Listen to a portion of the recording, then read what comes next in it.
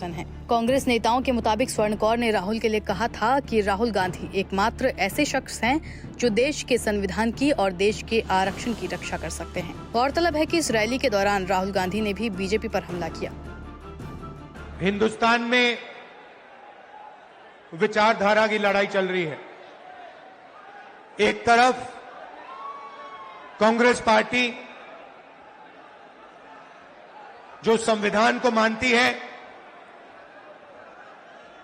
और इसके लिए लड़ रही है, और दूसरी तरफ आरएसएस बीजेपी जो इस संविधान के खिलाफ है, अंबेडकर जी गांधी जी के संविधान के खिलाफ हैं, इसको कमजोर करते हैं और इसको खत्म करना चाहते हैं। ये लड़ाई चल रही है। ये जो संविधान है ये सिर्फ एक किताब नहीं है, इसमें हिंदुस्तान की हजारों साल पुरानी सोच है। अंबेडकर जी, महात्मा गांधी जी, बुद्ध भगवान, बसवना जी, फूले जी, नारायण गुरु जी, हिंदुस्तान के जो महापुरुष हैं, उनकी सोच और उनकी आवाज इस संविधान में है। कुछ दिन पहले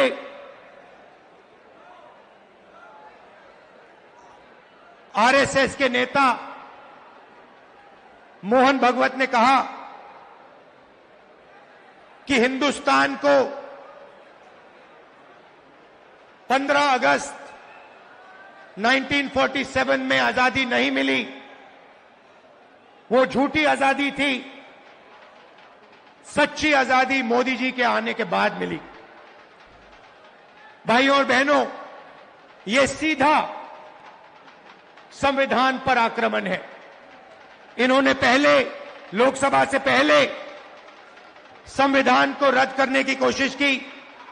इन्होंने कहा कि 400 पार हमारी सीटें आएंगी, और जब सीटें आएंगी हम संविधान को खत्म कर देंगे, बदल देंगे।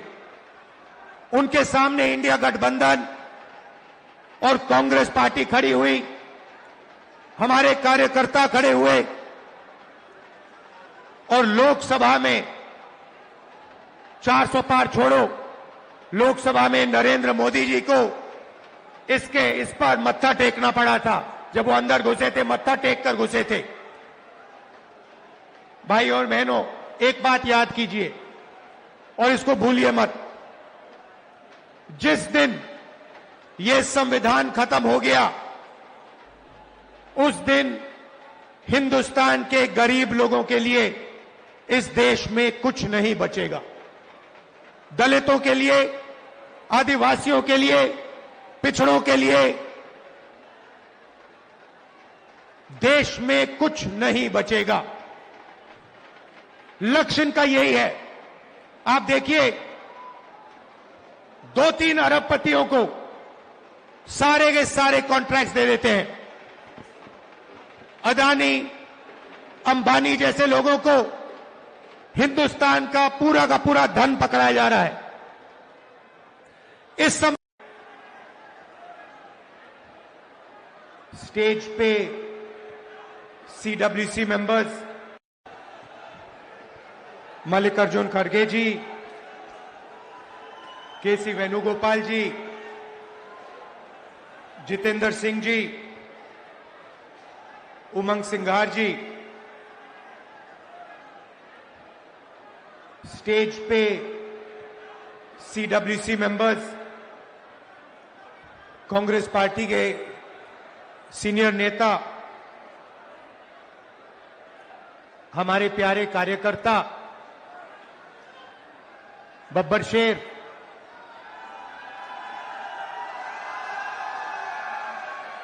भाइयों और बहनों, और प्रेस के हमारे मित्रों, आप सबका यहां बहुत बहुत स्वागत, नमस्कार। कैसे हैं आप लोग?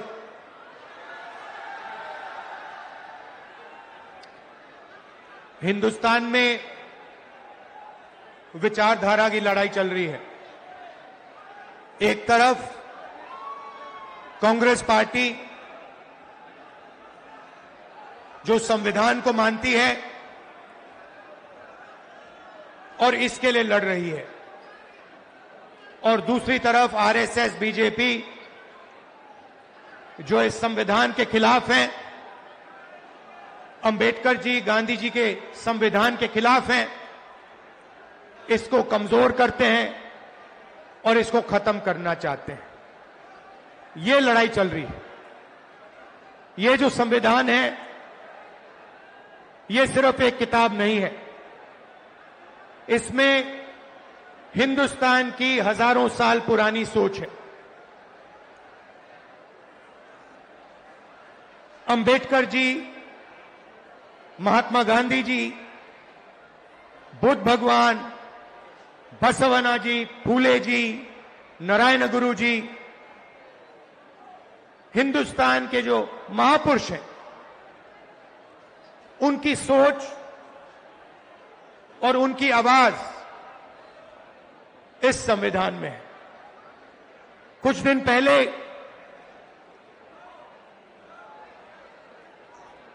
आरएसएस के नेता मोहन भगवत ने कहा कि हिंदुस्तान को 15 अगस्त 1947 में आजादी नहीं मिली, वो झूठी आजादी थी, सच्ची आजादी मोदी जी के आने के बाद मिली। भाइयों और बहनों, ये सीधा संविधान पर आक्रमण है। इन्होंने पहले, लोकसभा से पहले संविधान को रद्द करने की कोशिश की। इन्होंने कहा कि 400 पार हमारी सीटें आएंगी, और जब सीटें आएंगी हम संविधान को खत्म कर देंगे, बदल देंगे। उनके सामने इंडिया गठबंधन और कांग्रेस पार्टी खड़ी हुई, हमारे कार्यकर्ता खड़े हुए, और लोकसभा में 400 पार छोड़ो, लोकसभा में नरेंद्र मोदी जी को इस पर मत्था टेकना पड़ा था। जब वो अंदर घुसे थे, मत्था टेक कर घुसे थे। भाई और बहनों, एक बात याद कीजिए और इसको भूलिए मत। जिस दिन ये संविधान खत्म हो गया, उस दिन हिंदुस्तान के गरीब लोगों के लिए इस देश में कुछ नहीं बचेगा। दलितों के लिए, आदिवासियों के लिए, पिछड़ों के लिए देश में कुछ नहीं बचेगा। लक्ष्य इनका यही है। आप देखिए, 2-3 अरबपतियों को सारे के सारे कॉन्ट्रैक्ट्स दे देते हैं। अदानी, अंबानी जैसे लोगों को हिंदुस्तान का पूरा धन पकड़ाया जा रहा है। इस संविधान में कहां लिखा है कि हिंदुस्तान का धन अदानी के हवाले कर देना चाहिए? मुझे दिखाओ कहां लिखा है इस संविधान में। संविधान में लिखा है हिंदुस्तान के सारे नागरिक एक समान है। संविधान में लिखा है कि हर हिंदुस्तानी को सपना देखने का, भविष्य बनाने का मौका होना चाहिए। आज 50 साल से सबसे ज्यादा बेरोजगारी आज हिंदुस्तान में है। अरबपति हजारों करोड़ रुपए बच्चों की शादी में खर्च कर देते हैं। कोई 10 करोड़ की घड़ी पहनता है, कोई 15 करोड़ की घड़ी पहनता है, मगर अगर आप अपने बच्चों की शादी करवाना चाहते हो तो आपको कर्जा लेना पड़ता है। आपके घर में पैसा नहीं है। क्यों नहीं है? क्योंकि रोजगार नहीं है। और भाइयों और बहनों, एक बात भूलिए मत, जितना अदानी और अंबानी आगे बढ़ेंगे, जितना धन इन अरबपतियों के हाथ में जाएगा, उतना कम रोजगार आपके बच्चों को मिलेगा। ये नोटबंदी जो इन्होंने की, जो जीएसटी लागू की है, ये हिंदुस्तान के गरीब लोगों को खत्म करने के औजार हैं।